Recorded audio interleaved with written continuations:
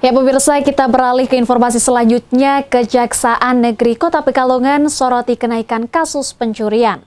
Selain faktor ekonomi yang semakin sulit, banyaknya perusahaan yang gulung tikar dan memicu gelombang pemutusan hubungan kerja (PHK) menjadi salah satu penyebab utama tingginya angka pencurian di Kota Pekalongan. Kejaksaan Negeri Kota Pekalongan kembali menggelar pemusnahan barang bukti dari 17 perkara tindak pidana yang telah berkekuatan hukum tetap inkrah. Salah satu kasus yang menjadi perhatian utama dalam kegiatan ini adalah peningkatan signifikan kasus pencurian di wilayah Kota Pekalongan.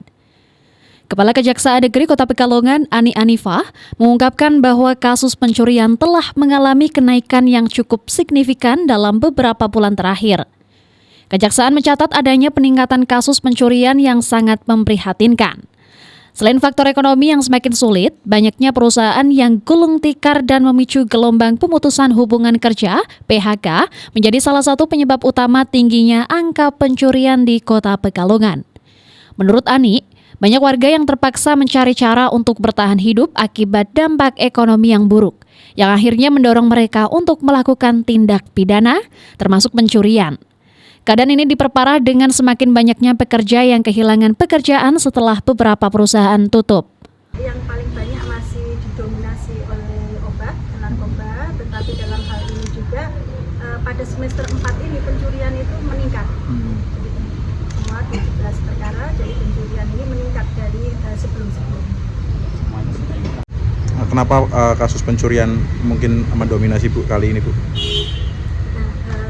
Kita ketahui bersama bahwa pada akhir-akhir ini Pak, mungkin juga perekonomian kita agak menurun dengan adanya beberapa perusahaan yang tutup mengakibatkan tenaga kerja yang PHK itu hanya salah satu ya, jadi faktor-faktor ekonomi yang lain mendominasi. Ada berapa tadi Bu? Ada berapa perkara tadi Bu yang pencurian? Perkara 6. Ada 6 ya, jadi kalau narkobanya 7, kalau pencurian 6, biasanya nggak sampai.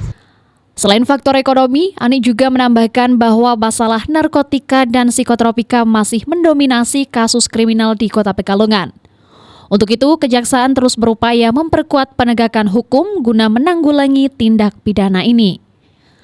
Pemusnahan barang bukti dilakukan dengan berbagai cara seperti pembakaran, penghancuran menggunakan mesin gerinda, dan pencampuran narkotika dengan air untuk dihancurkan. Kejaksaan berharap langkah ini dapat memberikan efek jera bagi para pelaku kejahatan dan meningkatkan kesadaran masyarakat akan pentingnya menjaga keamanan serta mengurangi tingkat kriminalitas. Robani Batik TV melaporkan.